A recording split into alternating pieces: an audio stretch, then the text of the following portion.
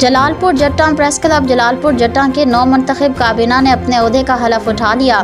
جلال پور جٹاں کے معروف سیاسی، سماجی، کاروباری شخصیت، سابق امیدوار برائے صوبائی اسمبلی اور Gujarat chamber of commerce and industry کے اسٹینڈنگ کمیٹی کے چیئرمین مہر بلال نے حلف لیا۔ خوبصورت تقریب کا انعقاد مدرسے میں کیا گیا، جہاں پہنچنے پر گروپ لیڈر ڈاکٹر ملک طارق سلیم، چیئرمین چودھری شہروز عالم، صدر پریس کلب ڈاکٹر ارشاد مرزا، جنرل سیکرٹری قاری محمد ابو بکر غزالی کی قیادت میں پھولوں کی ڈھیروں پتیاں نچھاور کیں اور طلائی ہار پہنا کر پرتپاک استقبال کیا۔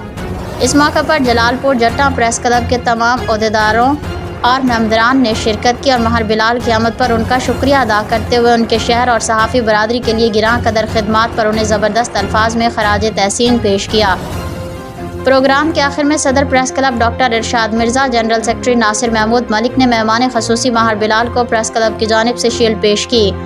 جبکہ مہر بلال، راجہ مظفر حسین جرال اور زین کنٹھ نے پریس کلب کے تمام صحافیوں میں تعریفی اسناد تقسیم کی۔